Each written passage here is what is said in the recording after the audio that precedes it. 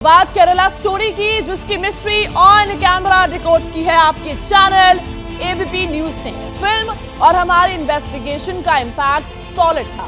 कर्नाटक में पीएम मोदी की स्पीच में केरल फाइल्स का डिटेल जिक्र था। क्या केरल में डेमोग्राफी से छेड़छाड़ की जा रही है? केरल को कन्वर्जन फैक्ट्री बनाया जा रहा है। देखिए केरल फाइल से जुड़ी एबीपी न्यूज की इन्वेस्टिगेशन का तीसरा एडिशन।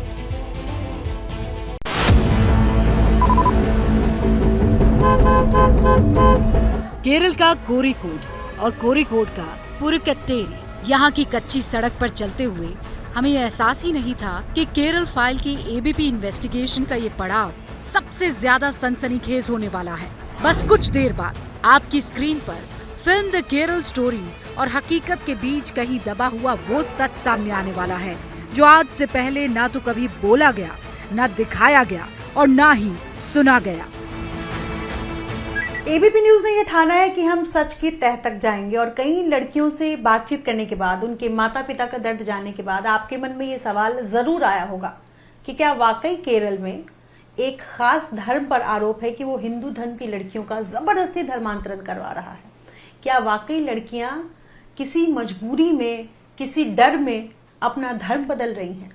अगर आप ऐसा सोच रहे हैं तो जरा रुकिएगा, मैं आपको दूसरे पहलू की तरफ भी लेकर जाना चाहती हूँ और मेरे साथ एक शख्स मौजूद है। अगर आप में से कोई केरल की इंडस्ट्री, फिल्म इंडस्ट्री को जानते समझते होंगे तो आप अली अकबर का नाम आपने जरूर सुना होगा, इनको देखा भी होगा कई बार। अली अकबर 58 साल की उम्र में इन्होंने अपना धर्म परिवर्तित किया, यानी कि ये पहले मुस्लिम धर्म से ताल्लुकात रखते थे और अब ये हिंदू बन गए हैं और अब इनका नाम रामासिंहन है। राम सिम्हन के पास केरल की कन्वर्जन फैक्ट्री से जुड़े एक से एक विस्फोटक खुलासे थे। एक रूह कपा देने वाला सीक्रेट था, वो सब आपको बताएंगे। लेकिन सबसे पहले खुद राम सिम्हन से सुनिए कि आखिर उन्होंने कन्वर्ट होने का फैसला क्यों किया। I was a Muslim. I studied Hinduism very well. After studying Hinduism, I took a decision. It is not a religion, but it's a way of life. So I took Hinduism as a way of life. My question was, did anyone from Hinduism or any Hindu scholar try to convince you to get converted? No. I learned Gita by myself. Ram Simhan का दावा है कि उन्हें convert होने के लिए किसी ने फोर्स नहीं किया, बल्कि उनका कहना था कि वो जब तक इस्लाम धर्म में रहे नेशनलिस्टिक मुस्लिम बनकर रहे। हम नेशनलिस्टिक प्रीफिक्स का मतलब समझना चाह रहे थे।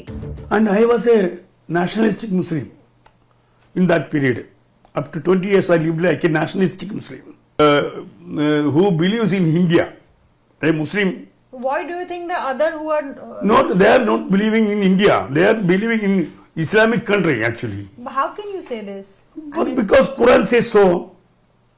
Quran says so. If you are a Muslim, you have to think about the Islamic country. You must fight for the Islamic country. That is jihad. That you know. It is written in the Quran. I'm not saying lie.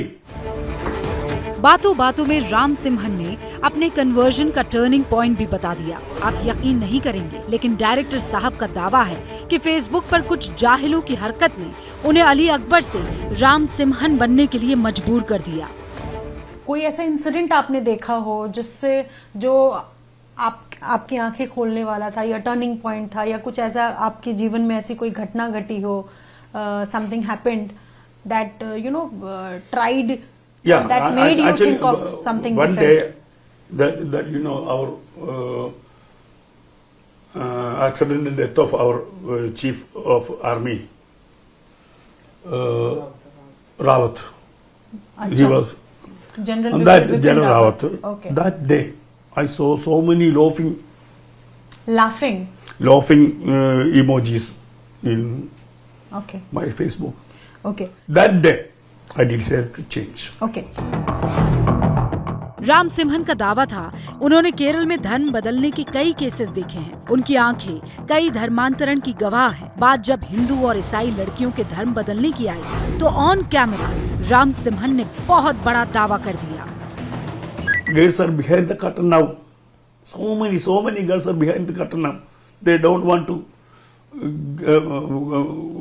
come forward. They don't want. They are any hiding. sort of Actually, they are hiding because of the threat from the Islamists actually, not Muslim, Islamists. Even more than 50,000. They are asking for 32,000.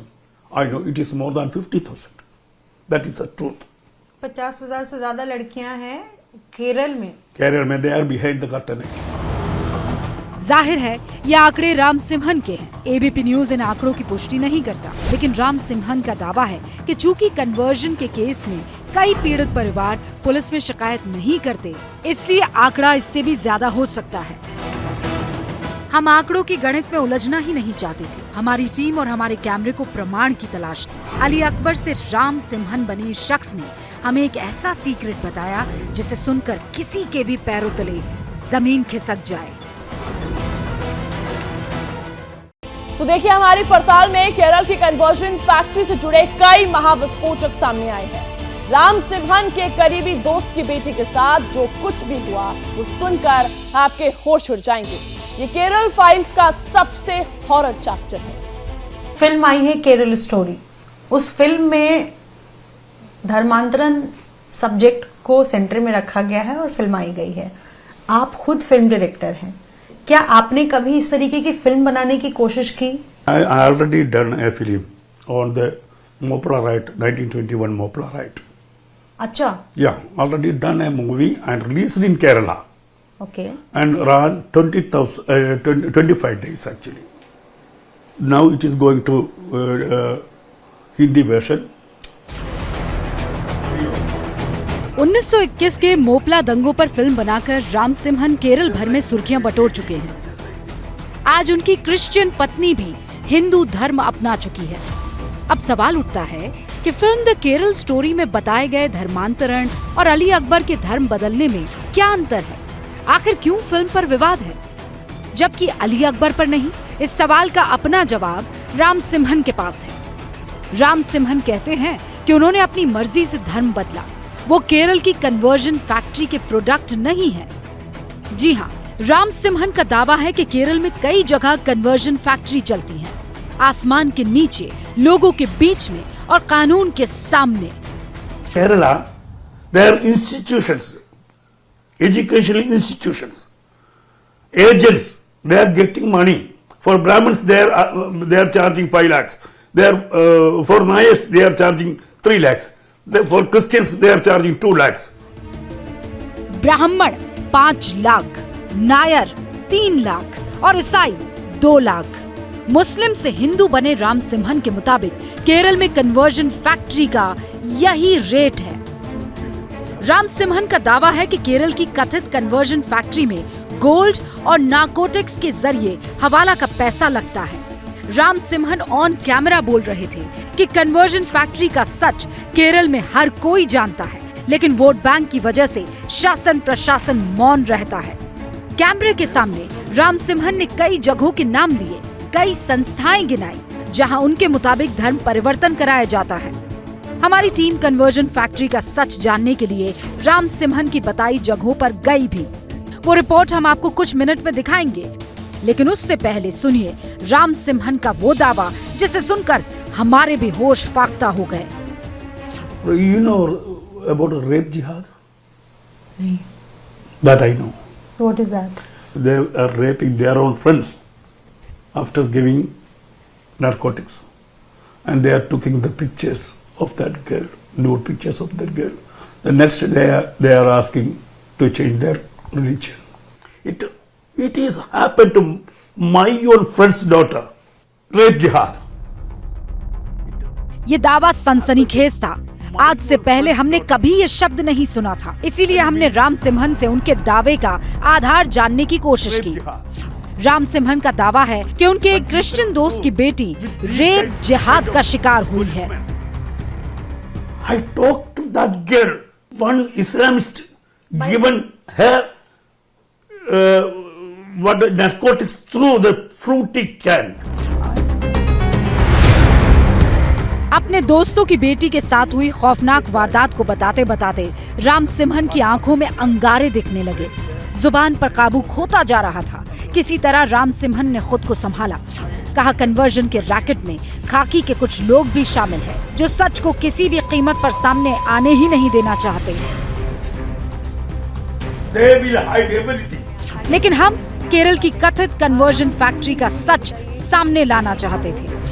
Ram सिम्हन से विदा लेकर ABP news की team चल पड़ी एक साहसिक reality check पर। हमारे राडार पर थी केरल की कथित कन्वर्जन फैक्ट्री। कोझिकोड में अनखा ने अपने कन्वर्जन का दावा किया था और इसी सच को हमारी इन्वेस्टिगेशन टीम कैमरे में कैप्चर करने पहुंची थी। कन्वर्जन के इस हेडक्वार्टर पर क्या कुछ हुआ वो आपने देख लिया है। हमारी अगली मंजिल थी मल्लपुरम। यहाँ एक इस्लाम सभा भी है जहाँ आदीरा का कन्वर्जन होने के दावे किए जा रहे हैं। इन्वेस्टिगेशन में जो सच सामने आया है वो बहुत डरावना है। कोरिकोड से करीब 2 घंटे का सफर तय कर मल्लपुरम पहुंचे, जहां सत्य सारणी का मरकजुल हिदाया सेंटर है। आदिरा और फायशा ने इसी सेंटर में धर्मांतरण होने की बात कबूल की थी। सत्य सरणी की सच्चाई क्या है, क्या वाकई यहाँ पर कन्वर्जन होता है और जिस तरह से लड़कियों ने आरोप लगाए हैं क्या है उसका सच, ये जानने के लिए मैं सत्य सरणी पहुंची हूँ। ये मंजेरी जगह है, आपको बता दूं मलप्पुरम जिले का मंजेरी जगह। और आपको मैं सीधे अंदर की एक्सक्लूसिव तस्वीरें दिखा रही हूँ। ये जो आपको दिख रहा है यहाँ पर ऑफिस, दरअसल यही है मंजेरी का सत्य सरणी इलाका, जहाँ पर लड़कियों के आरोप है कि उनको जबरदस्ती धर्मांतरण करवाया जाता है। मंजिल आंखों के सामने थी। यहाँ जो होने वाला था उसकी कल्पना भी आप नहीं कर सकते। Anyone is there? One manager.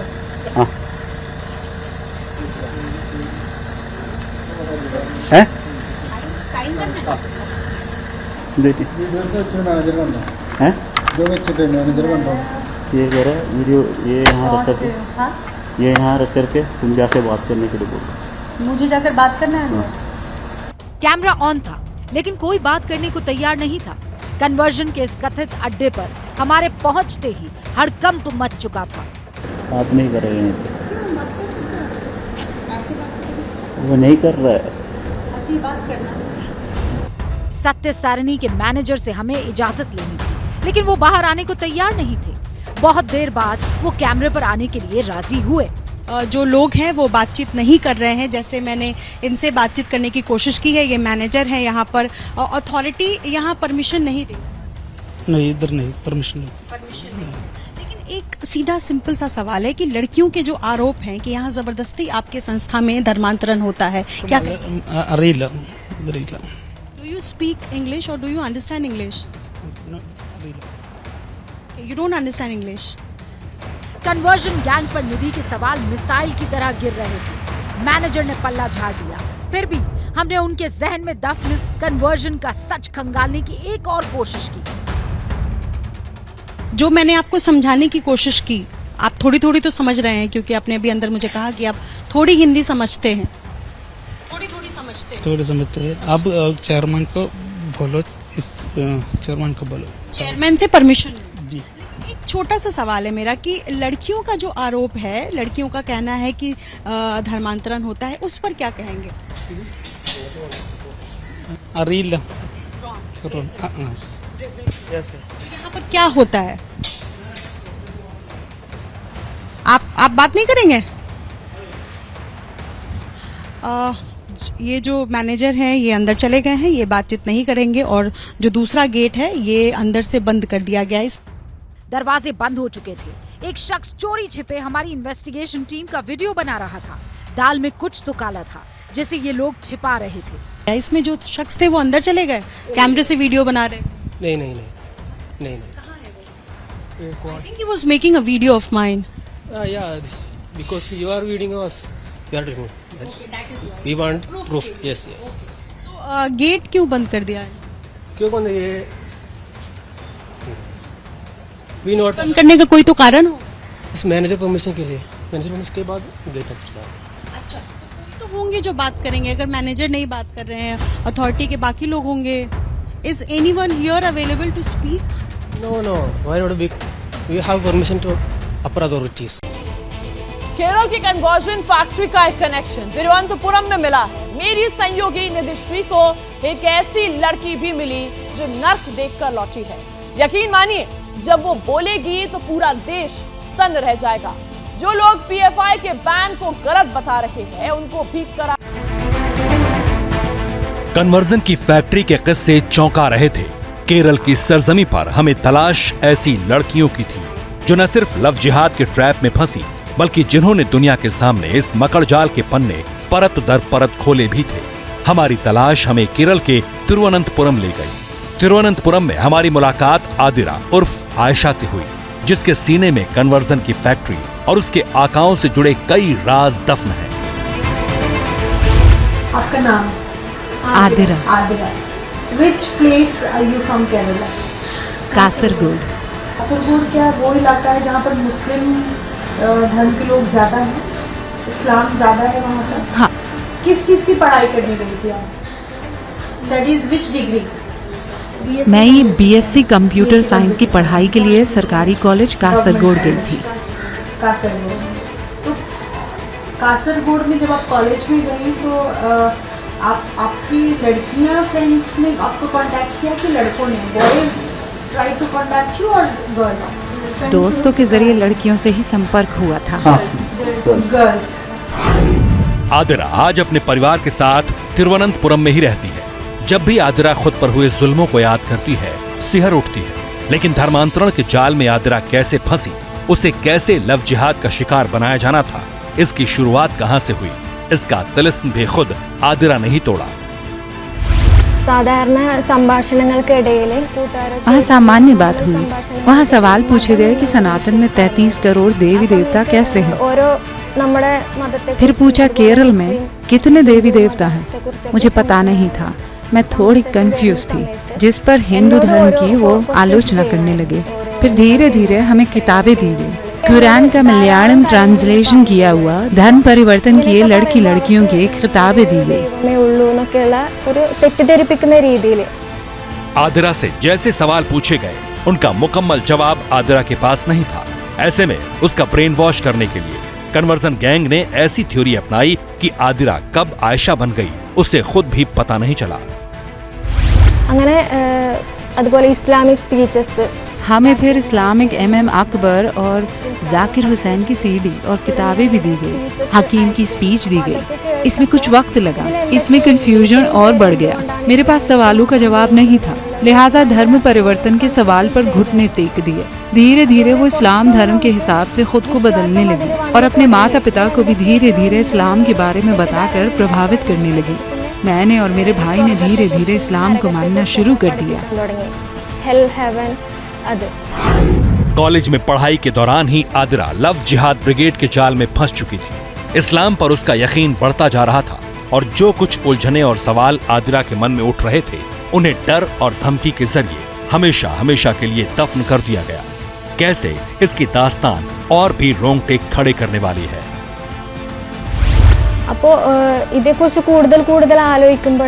जन्नत और जहन्नुम क्या है, इसके बारे में बताया गया। मन में डर पैदा किया गया कि इस्लाम को नहीं माना तो अल्लाह का गुस्सा देखने को मिलेगा और जहन्नुम में जाओगी। मैं धीरे धीरे जाल में फंसती गई। सवाल ये था कि कॉलेज में पढ़ने वाली एक भोली भाली लड़की कैसे गुमराह हुई, कैसे उसे धर्मांतरण के दलदल में धकेला गया, और वो कौन लोग थे जिन्होंने कानूनी तौर पर आदिरा को आयशा बनाने में जी तोड़ मेहनत की। इस घिनौने खेल के तार प्रतिबंधित संगठन PFI तक से जुड़े। आदिरा जब घर छोड़ चुकी थी, तब PFI के लोगों ने कैसे उसकी मदद की, इसका सच भी आज आदिरा दुनिया को बताएगी। PFI के लोग, आप संगठन के लोग आपकी मदद करते हैं, फिर मिसिंग कंप्लेंट के बाद क्या बताइए? लीगली इस्लामिലേക്ക് പോകണമെന്ന് തീരുമാനിച്ചപ്പോൾ कानूनी तौर पर इस्लाम कबूल करने में PFI संगठन के लोगों ने मदद की। ये वही वक्त था जब देश में निमिषा और अकीला की कहानी आ चुकी थी। PFI के लोगों ने कहा कि तुम मुस्लिम धर्म में शादी कर लो, सुरक्षित रहोगी। किसी लड़के से इसकी शादी लगभग तय कर दी गई और कहा गया कि कोर्ट में पति के साथ रहने की मंजूरी आसानी से मिल जाएगी। इस तरह मैं जाल में फंस गई। ഇസ്ലാമിലുള്ള ഒരാളെ കല്യാണം കഴിച്ചിട്ട് പോകുന്നതായിരിക്കും സേഫ് എന്ന് പറഞ്ഞു। आदिरा का ब्रेन वॉश हो चुका था। इस्लामिक संस्था सत्य सरनी में पीएफआई की मदद से आदिरा इस्लाम कबूल चुकी थी। इतने बड़े फैसले के बाद आदिरा का अगला प्लान क्या था, वो क्या करने वाली थी, ये भी जानिए। ലീഗലി ഇസ്ലാം ആയിട്ട് തന്നെ ഒരു മുസ്ലിം വുമൺ ആയിട്ട് തന്നെ कानूनी तौर पर इस्लामिक संस्था सत्य सरनी जाकर आधिकारिक तौर पर मुस्लिम धर्म कबूल करने के लिए इसमें पीएफआई संगठन के लोगों ने मदद की। और फिर एक दिन मैंने अपना घर छोड़ दिया और अपने मुस्लिम दोस्तों के घर जाकर रहने लगी। घर वालों ने मिसिंग केस किया, उसके बाद भी मुझे कोर्ट में पेश नहीं किया गया। मैं सत्य सरनी जाने का मन बना चुकी थी और पूरी तरह तैयारी कर ली थी। വീട്ടിലിറങ്ങിപ്പോയതിനു ശേഷം आदिरा इस कदर कन्वर्जन गैंग के जबड़े में फंस चुकी थी कि वो घर बार छोड़कर हमेशा हमेशा के लिए सत्य सरनी जाने का मन बना चुकी थी। इसी दौरान आदिरा के चाचा ने भटकी हुई आदिरा को घर वापस लाने की मुहिम छेड़ी, लेकिन क्या परिवार की ये कोशिशें तब कामयाब हो पाई थी? കൺവേർട്ടിംഗ് സ്റ്റേജ് വരെ എത്തിയതാണ്। मैं और मेरा भाई ने धर्म परिवर्तन करने का मन बना लिया। हम इस्लाम धर्म फॉलो करने लगे। फिर चाचा को पता चला कि परिवार इंटेलेक्चुअल जिहाद का शिकार हो रहा है, तो उन्हें वापस लाने की कोशिश की गई। तब तक कानूनी तौर पर हमारा धर्मांतरण हो चुका था। അപ്പോൾ അങ്കിൾ ഇടപെട്ടിട്ട് आदिरा पूरे 17 दिन घर से बाहर रही। परिवार ने बेटी की गुमशुदगी की शिकायत तक दर्ज कराई। गुमशुदगी के दौरान आदिरा अपने मुस्लिम दोस्त के घर पर रही। यहाँ उसने वो सच देखा जिसकी कल्पना तक आदिरा ने कभी नहीं की थी। ചിലപ്പോൾ വീട്ടിലേക്ക് തന്നെ പോലീസ് കോടതി 17 दिन तक बिना बताए घर के बाहर रही। उसके बाद पुलिस के सामने सरेंडर किया। फिर मैजिस्ट्रेट कोर्ट में पेश किया गया, जहां मैंने कहा कि मुझे मुस्लिम धर्म में ही रहना है, माता पिता के पास नहीं जाना चाहती। माता पिता ने हार मान ली और कोर्ट में कहा कि तुम घर आ जाओ, वहीं इस्लाम के हिसाब से रहना। മജിസ്ട്രേറ്റ് കോടതിയിൽ ഹാജരാക്കി। आदिरा की आंखें खुली। परिवार ने बेटी को बचाने के लिए दिन रात एक कर दिया। आखिरकार आदिरा उस मकड़जाल से बच निकली, लेकिन हर बेटी आदिरा जैसी खुशनसीब नहीं होती। क्या मजबूरी है मेरी, बताइए। मैं अभी आपको बताती हूँ कि मैंने ओए होए होए होए होए, नमकीन के चटकारे लेते हुए टकटकी मार के डिबेट शो को पॉज रिपीट कर कर के देख रहे हैं जोगिंदर जी। इनकी तरह आप भी देखें अपनी फेवरेट डिबेट्स को रिपीट कर और डाउनलोड कीजिए एबीपी लाइव ऐप अपने स्मार्ट टीवी पर।